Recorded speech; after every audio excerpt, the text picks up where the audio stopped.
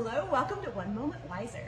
This is Christy Bridges and it's Thankful Thursday. And I am so thankful for creative friends who like doing the same things I like to do, but just differently enough that it makes them very interesting. I am sitting here with young adult author Karen Grunst. She writes fantasy for young adults. You know I love that. And author Sarah Soon. She writes romances with characters I just love to hang out with.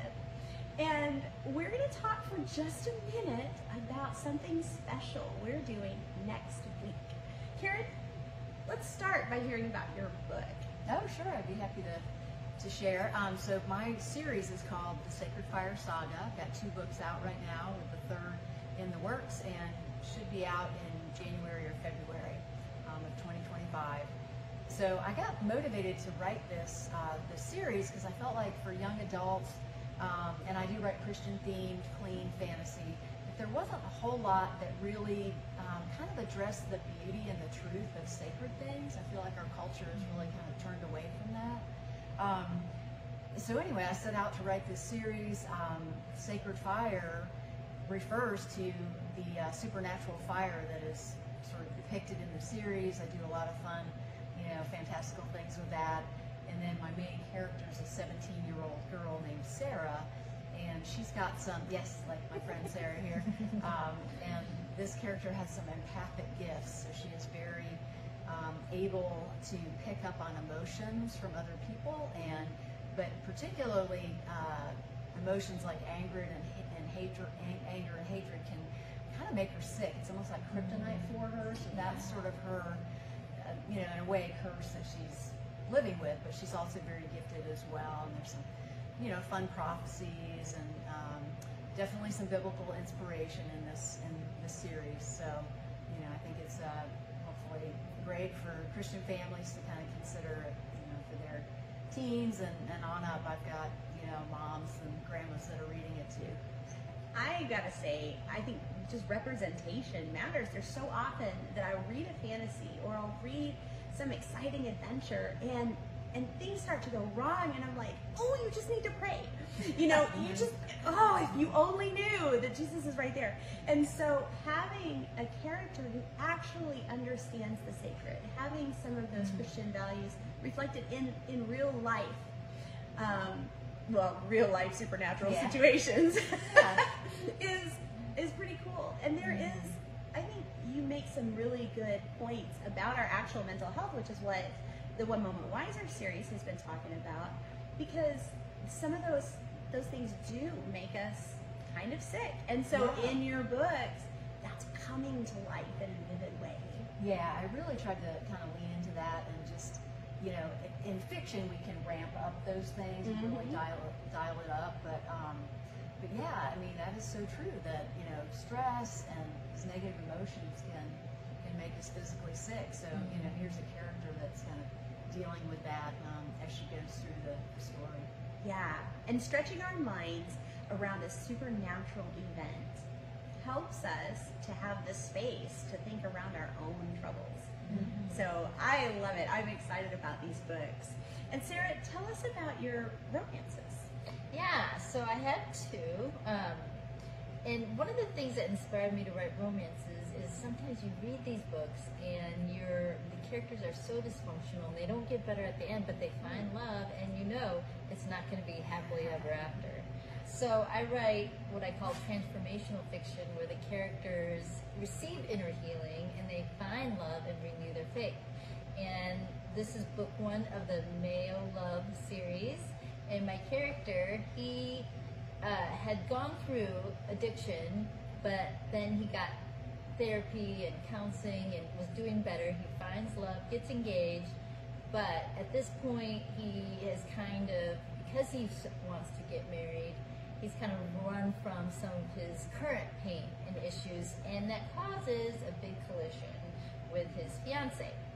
But you have to read it to find out what happens. And that theme also runs through, I have an anthology, I have a writer's group called Lady Litz, and I wrote a short story called Lena's Choice, and she's kind of facing, the question of who she is and trying to please and fit in her culture, versus just, following her own compass. And so that she has an opportunity to either marry for obligation or marry for love. I love it. And Lena's choice was actually inspired by your grandmother's culture. Yes, so my grandmother is Czech and Lena is Czech. So she is engrossed in that culture and has to make some choices based on, what she's been raised and the values. And the book has 7 recipes. Each woman that wrote a short story provided a recipe, and I provided my grandma's road hickey. It is to die for. Okay. I have to say, I got to go with Sarah to the Mayo Hotel. I started to say the Mayo Clinic. The Mayo Hotel. And we got to dress up all fancy and do research for that book. So, I'm so thankful for good friends. Yes. Now, one of the things that really gets me going about Sarah's romances is it's not just the romantic relationship where dysfunction has to be overcome, right? It's other relationships, because isn't that how life is? Mm-hmm. We have to learn how to communicate and confront our difficulties with the people closest to us if we're going to have the right kind of wise life, the healthy, happy future that we want to have. And so that's why last year, a lot of you know, I came together with some amazing people, and we shared our stories of transformation after divorce. Now, I am all about everlasting love, but we make mistakes. Sometimes we jump into things that we're not ready for, or we start going along and we let things slide because we're human. We don't know. And when things fall apart, we need to take that opportunity to be transformed, to overcome, kind of like your supernatural person overcomes. We need to take that opportunity. And so this book is a 31-day devotional written by people who have overcome and have lives to show for it today that are healthy and happy. And that's here for you as well. And if you don't know anybody in your life who is divorced or suddenly single unexpectedly, then I also have Wisdom Better Than Wishing, which is 31 days of living in wisdom through the book of Proverbs, which covers almost every aspect of daily life, how you handle your money, what kind of friendships you have, how you handle your marriage and your temper.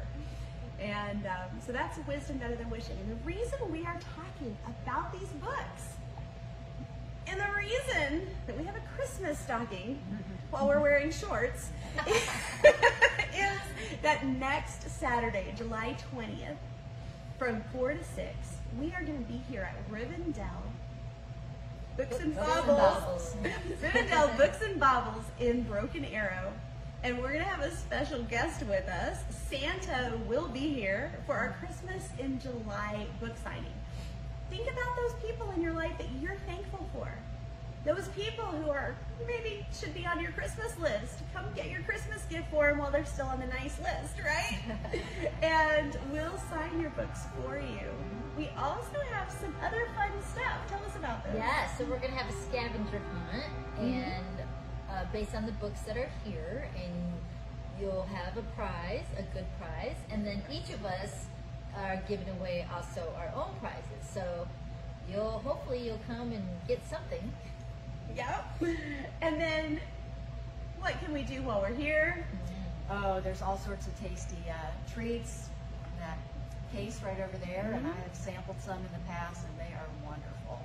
Everything made here, so come out. You're supporting a great local business, and we'd love to see it. They have candies and chocolates and little bitty jackalope eggs and chocolate covered, and brownies, and yep, also brownies. Teas that are specially made locally for this shop. And there's a TP for the little kids. Why not? And some comfy seating and other locally made items.